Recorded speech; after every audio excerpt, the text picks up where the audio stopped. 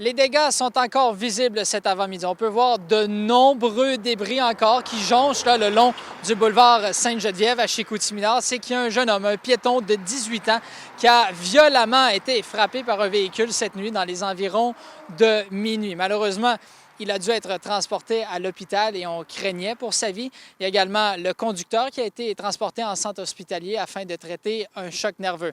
Ce qui est sûr toutefois, selon certains témoins, c'est que l'impact a été très violent. On a entendu freiner, puis on a entendu un boom. Fait que là, on se dépêchait de s'habiller. J'ai sorti.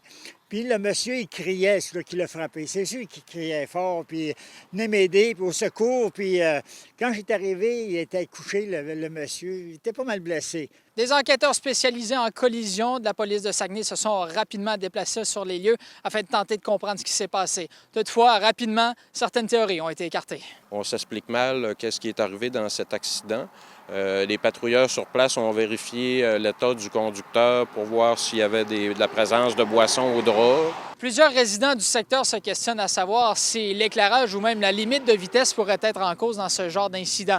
Toutefois, le conseiller du district nous a affirmé que tout avait été fait par la Ville afin de sécuriser le secteur, et ce, selon les normes du ministère des Transports. Depuis que la vitesse a été réduite, là, c'est tellement effrayant. Tu vois juste une pancarte, puis les gens, souvent, ne regardent pas ça. S'il y avait un flash ou quelque chose indiqué, c'est 70. On voulait le mettre à peu près 3, 4 ou 500 mètres plus haut que la côte pour permettre aux gens de commencer à ralentir avant d'arriver dans la côte. On ne peut pas les blâmer, le ministère, là, parce qu'eux autres, ils ont un tome ça d'épais, là, puis le tome 5, il faut que tu te conformes à toutes les lignes, sinon, c'est refusé. La Ville de Saguenay invite maintenant les automobilistes et les piétons à faire preuve de prudence dans le secteur afin d'éviter ce genre d'accident dans le futur. Philippe Lheureux, TVA Nouvelles, Saguenay.